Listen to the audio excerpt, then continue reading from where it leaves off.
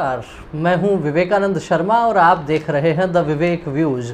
The Vivek views के इस episode में हम चर्चा करेंगे एक ऐसे व्यक्तित्व की जो अपने आप में न केवल अनूठे थे अपितु उनकी बहुत से दृष्टांतों को समझा जा सकता है कि वे किसी चमत्कार से कम नहीं थे।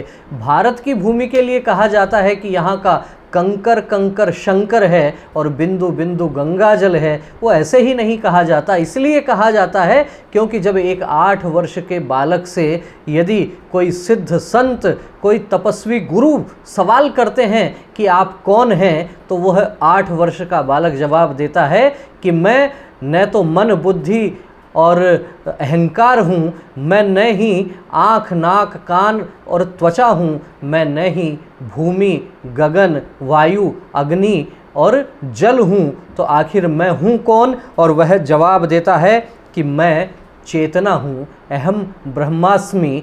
ये उद्गार देने वाले उस 8 वर्षीय बालक का नाम होता है शंकर। जी हाँ, मैं आज आपके सामने लेकर आया हूँ आदि शंकराचार्य की कहानी। आदि शंकराचार्य की जब कहानी की हम बात करते हैं, सबसे पहले उनके जन्म काल की बात करते हैं, तो कुछ मतभेद इस बात को लेकर है। कुछ लोगों का कहना है कि लगभग 2500 वर्ष पहले शंकर का जन्म हुआ और कुछ लोगों का कहना है कि ईसा से लगभग 700 वर्ष बाद हुआ। कुछ का कहना है कि ईसा से लगभग 700-800 वर्ष पहले उनका जन्म हुआ। बहरहाल जो जानकारी आती है वो जानकारी ये आती है कि उनका जन्म हुआ केरल राज्य के कलाड़ी गांव में। उनके पिता वो ब्राह्मण नंबूदरीपाद ब्राह्मण थे केरल के, और घर में बड़ा पठन पाठन का ये माहौल था। लेकिन उनके विवाह के पश्चात बहुत समय तक संतान की प्राप्ति नहीं हुई, तो शंकर के पिता ने और माता ने भगवान शिव शंकर की, भगवान महादेव की पूजा अर्चना की। तत्पश्चात बालक का जन्म होता है और बालक का नाम वो रखते हैं। भगवान महादेव की कृपा से उनको लगता है कि ये बालक हुआ है, तो शंकर नाम उस बालक का रखा जाता है। मात्र 2-3 वर्ष की आयु का जब शंकर वह रहता है, उसी समय संस्कृत भाषा और स्थानीय वहाँ की जो मलयालम भाषा है उस पर साधिकार वो वार्तालाप करने लगते हैं, चर्चा करते हैं। और कहा जाता है कि 3 वर्ष की आयु में तो संस्कृत के श्लोक बोलने लगते हैं। जब 3 वर्ष की आयु थी शंकर की, उस समय उनके पिता का निधन हो जाता है। माता और पुत्र ये दोनों ही एक दूसरे का सहारा बनते हैं। जब बालक 5 वर्ष का हो जाता है, उनका उपनयन संस्कार होता है। उपनयन संस्कार के बाद गुरुकुल में जाते हैं और गुरुकुल जाकर लगभग 2-2.5 वर्ष के अंदर ही वो सारे जो है शास्त्र पुराण उनका अध्ययन कर लेते हैं। बताया जाता है कि जितना अध्ययन करने के लिए 20 वर्ष का समय चाहिए होता है, सामान्य विद्यार्थियों को वो 20 वर्ष का अध्ययन केवल 2 वर्ष में पूरा कर लेते हैं। और जब वापस अपना विद्या अध्ययन करके घर लौटते हैं तो अपनी माता से कहते हैं कि इस संसार में मेरा मन नहीं लगता, मुझे संन्यास लेना है, क्या आप मुझे संन्यास की आज्ञा देंगी?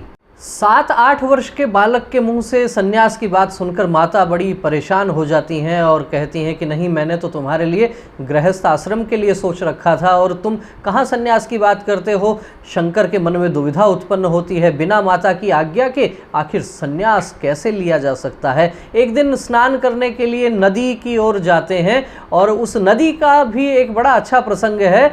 ऐसा कहा जाता है कि वहाँ जो कलाड़ी गांव के पास में जो नदी बहती है उसका रास्ता पहले कहीं दूर था, लेकिन उनकी माता को जल भरने के लिए और स्नान के लिए दूर जाना पड़ता था। तो आचार्य शंकर के कारण ही उस नदी ने अपना मार्ग बदल लिया और गांव के नज़दीक से बहने लगी। उस नज़दीक से बहने वाली नदी में एक बार शंकर स्नान करने के लिए गए। किनारे पर माता खड़ी थी और अचानक शंकर चिल्लाने लगते हैं जोर से, बचाओ बचाओ। किसी घड़ियाल ने, मगरमच्छ ने उनका पैर पकड़ लिया और वो नदी में अंदर की तरफ खींचने लगता है। शंकर अपनी माता से कहते हैं, माता प्राण बचाना मुश्किल है, लेकिन यदि आप मुझे संन्यास की आज्ञा दे देंगी तो हो सकता है मेरे प्राण बच जाएं। माता बड़ी उहापोह की स्थिति में आ जाती है, करें तो क्या करें। लेकिन जब विचार होता है एक माँ के लिए कि बेटा आखिर जीवित तो रहे, जैसे भी रहे जीवित तो रहे, ये विचार सुनकर और वो संन्यास की आज्ञा देती हैं और चमत्कार होता है। उसी समय मगरमच्छ गायब हो जाता है और शंकर निकल के बाहर आते हैं नदी से और संन्यास की आज्ञा मिल जाती है। तो उसके पश्चात गुरु की खोज में वो जाते हैं। भ्रमण करते करते और लंबा रास्ता तय करते हुए गुरु गोविंद पाद उनको मिलते हैं। उनके वहाँ आश्रम में शंकर को दीक्षा दी जाती है और शंकर वहाँ पर दीक्षा लेने के पश्चात वहाँ जो नए शिष्य आते हैं उनको पढ़ाने का काम करते हैं और वहाँ नाम जो है वो शंकर का शंकर आचार्य या आचार्य शंकर होता है। तो शंकर जो है वो गुरु की संगति में आने के पश्चात शंकराचार्य हो जाते हैं और शंकराचार्य होने के बाद उनके गुरु उनको आज्ञा देते हैं कि आप जाइए काशी में, क्योंकि उस दौर में काशी एक विद्वानों का शहर माना जाता था, भगवान शंकर की नगरी कहा जाता है काशी को। जब तक व्यक्ति काशी में शास्त्रार्थ नहीं करता तब तक उसकी विद्वता पर मुहर नहीं लगती थी। काशी जाते हैं, अनेक विद्वानों से शास्त्रार्थ होता है और इसी प्रकार एक दिन स्नान के पश्चात काशी विश्वनाथ के दर्शन करने के लिए शंकर जाते रहे हैं। साथ में 3-4 शिष्य होते हैं। सामने एक ऐसा व्यक्ति आ जाता है जिसका काम शवों को जलाने का काम होता है, दाह संस्कार जो शवों का किया करते हैं, ऐसा एक व्यक्ति सामने आ जाता है। शंकर के साथी शिष्य कहते हैं कि दूर हटो। उसी समय वह व्यक्ति कहता है कि शंकर, तुम किसे दूर हटने की बात करते हो? इस शरीर को?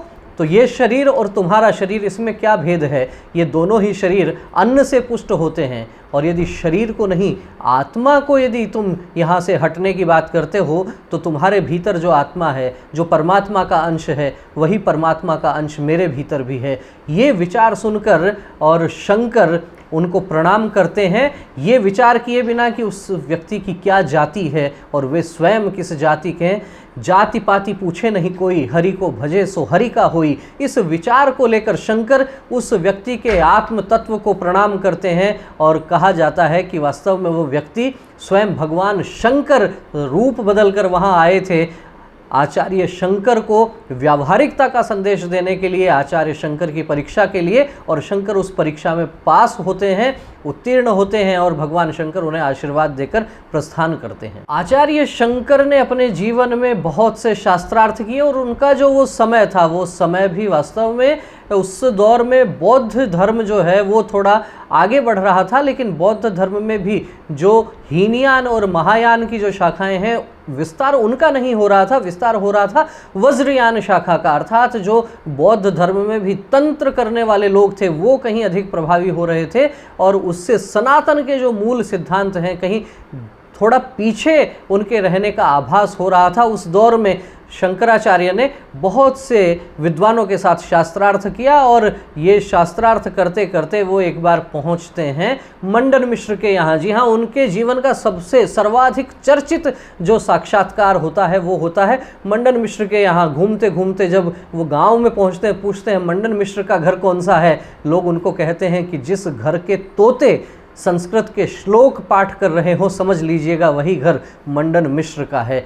वे पहुंचते हैं मंडन मिश्र के घर पे और बात होती है शास्त्रार्थ की। आमने सामने बैठते हैं। निर्णायक की भूमिका में उभय भारती जो मंडन मिश्र की पत्नी है वो निर्णायक की भूमिका में रहती हैं। इस बात से समझा जा सकता है कि उस दौर में भारत में महिलाओं का कितना सम्मान था और महिलाएं भी कितनी विद्वान हुआ करती थी। उभय भारती निर्णायक होती हैं। मंडन मिश्र और आचार्य शंकर के बीच में 18 दिन तक शास्त्रार्थ चलता है और ये तय होता है कि जो भी व्यक्ति शास्त्रार्थ में पराजित होगा वो सामने वाले व्यक्ति के विचार को मानेगा। और इसमें यह तय हो गया था कि शंकराचार्य यदि पराजित होते हैं तो वे सन्यास का त्याग करके गृहस्थी हो जाएंगे और यदि मंडन मिश्र पराजित होते हैं तो वे गृहस्थी त्याग कर आचार्य शंकर के शिष्य हो जाएंगे, सन्यास ग्रहण कर लेंगे। 18 दिन तक जब ये शास्त्रार्थ चलता है उसके पश्चात लगभग मंडन मिश्र निरुत्तर हो जाते हैं शंकराचार्यों के तर्कों के आगे और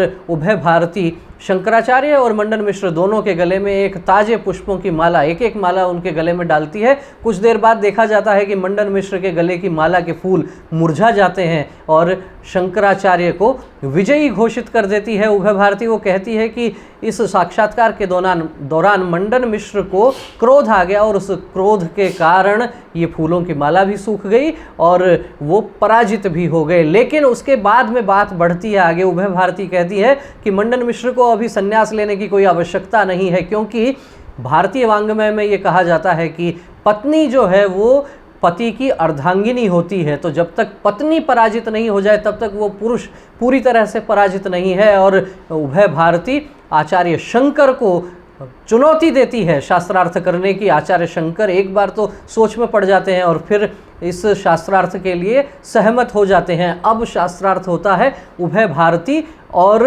आचार्य शंकर के बीच में। अलग अलग प्रकार के विषय चलते हैं और विषय चलता चलते और विषय आ जाता है कामशास्त्र पर। उभय भारती आचार्य शंकर से कामशास्त्र के संदर्भ में प्रश्न करती है। आचार्य मंडन मिश्र कहते हैं कि एक सन्यासी से इस तरह के प्रश्न करना ठीक नहीं है, लेकिन उभय भारती तर्क देती है कि कामशास्त्र भी आखिर एक शास्त्र है, तो उसके संदर्भ में शास्त्रार्थ क्यों नहीं किया जा सकता। और जब प्रश्नों पर शंकराचार्य निरुत्तर होते हैं तो वे 1 महीने का समय लेते हैं उभय भारती से कि 1 महीने का मेरे को आप समय दीजिए, उसके पश्चात मैं आपके प्रश्नों का उत्तर दूंगा।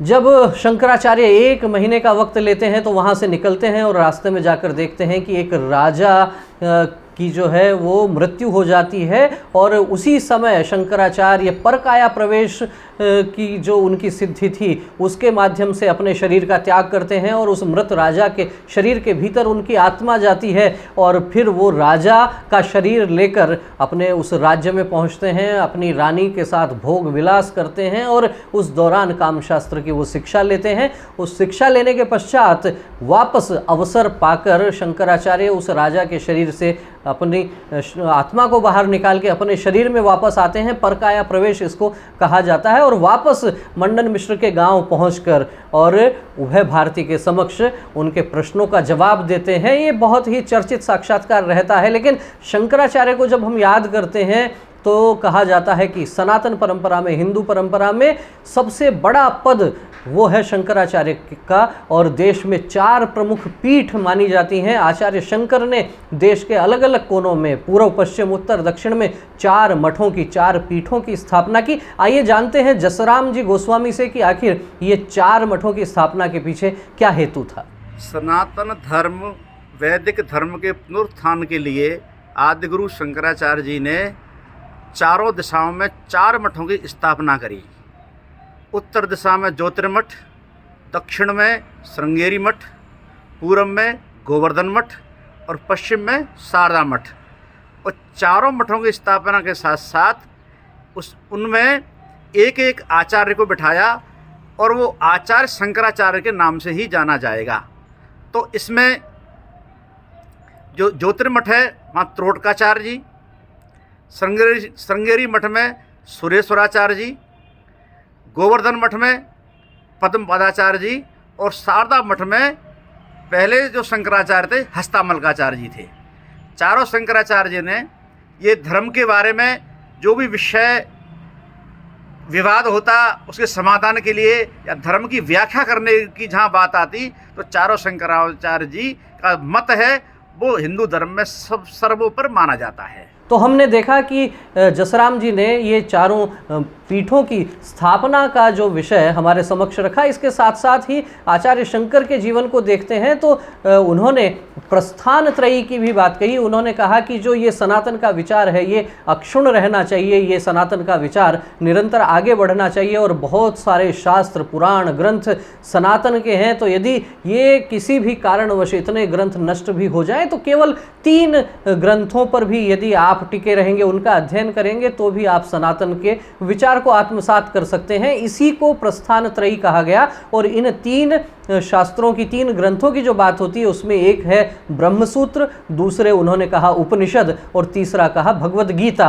गीता, उपनिषद और ब्रह्मसूत्र, इन तीनों के अध्ययन पर शंकराचार्य जोर देते हैं और कहते हैं कि सनातन का, हिंदू धर्म का सार इन तीनों ग्रंथों में हमारे को देखने को, सुनने को मिलता है। शंकराचार्य का जो जीवन काल था उस दौर में सनातन समाज, हिंदू समाज भी अलग अलग प्रकार के मतों में बटा हुआ था। कोई विष्णु को मानते थे, वैष्णव थे, कोई शक्ति की पूजा करने वाले शाक्त थे, कई शैव थे और कई सूर्य को जो मानने वाले, सूर्य की पूजा करने वाले लोग थे। अलग अलग लोगों को, अलग अलग देवी देवताओं को मानना, पूजना यहाँ तक तो ठीक है, लेकिन इनमें वैचारिक संघर्ष होने लगा और संघर्ष भी काफ़ी भीषण होने लगा। तब उस संघर्ष को समाप्त करने के लिए आचार्य शंकर ने पंचायतन पूजा की पद्धति ये हम सब के समक्ष रखी। आइए जानते हैं जसराम जी से पंचायतन पूजा के संदर्भ में। आदिगुरु शंकराचार्य जी के समय विभिन्न मत पंथ को मानने वाले लोग थे जैसे कापालिक हैं, तांत्रिक हैं, वैष्णवाचार्य हैं, अलग अलग मत के अनुयायी आपस में जरा जरा सी बातों पर लड़ते झगड़ते रहते थे। आदिगुरु शंकराचार्य जी ने कहा कि सबकी अलग अलग विचार हो सकते हैं, लेकिन सबका रास्ता अलग हो सकता है, लेकिन उसका पहुंचने का जो गंतव्य है वो सबका एक ही है, एक ब्रह्म द्वितीयो नास्ति, यानी कि ब्रह्म एक है जो अलग अलग रूपों में पूजा जाता है। इसलिए आपस में बजाय इसके वैर भाव करने के किसी भी देवता की पूजा करेंगे, अंततः वो किसी एक ही परमेश्वर को जाएगी। इसके लिए उन्होंने समाज में पंचायतन पूजा प्रारंभ की। पंचायतन पूजा में 5 देव प्रमुख माने थे। उसमें भगवान शंकर, शक्ति के रूप में पार्वती माँ, गणेश जी महाराज, विष्णु भगवान और सूर्य देवता, ये 5 देवताओं की पूजा में जितने मत संप्रदाय थे सबका समाहित हो जाता था। और जो जिसको इष्ट देव है उस इष्ट देव को बीच में रखो, बाकी चारों को साइड में रखो। जैसे विष्णु भगवान इष्ट देव है किसी के, तो भाई विष्णु भगवान को बीच में रख लो, बाकी चारों देवताओं को आप बाजू में चारों तरफ रख लो। जैसे किसी का शंकर भगवान इष्ट देव है तो शंकर भगवान को बीच में रख लो, बाकी चारों देवताओं को बाजू में रख लो। इस प्रकार उन्होंने कहा कि आपस के विवाद से बचते हुए और पंचायतन पूजा उस समय आदिगुरु शंकराचार्य जी ने प्रारंभ की।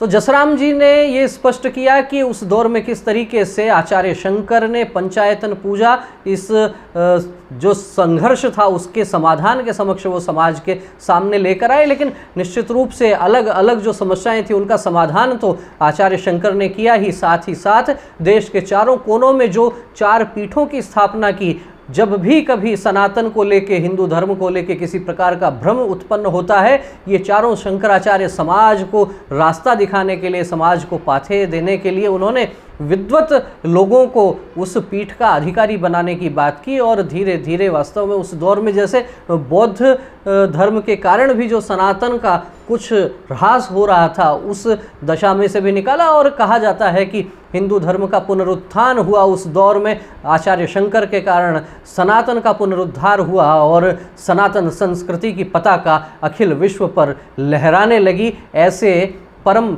योगी और परम साधक आचार्य शंकर जी ने बहुत से लोग भगवान शंकर का अवतार भी मानते हैं। हम उन्हें कोटि कोटि प्रणाम करते हैं। आपको वीडियो कैसा लगा? आचार्य शंकर के जीवन के संदर्भ में आपका क्या कहना है? वीडियो अच्छा लगा हो तो इसे लाइक कीजिए, अपने विचार कमेंट करके हमें अवश्य बताइए और अधिक से अधिक लोगों तक इस वीडियो को शेयर कीजिए। फिर मिलेंगे किसी एक नए वीडियो के साथ, किसी एक विशेष व्यक्तित्व की चर्चा के साथ। तब तक आप देखते रहिए द विवेक व्यूज। बहुत बहुत धन्यवाद। नमस्कार।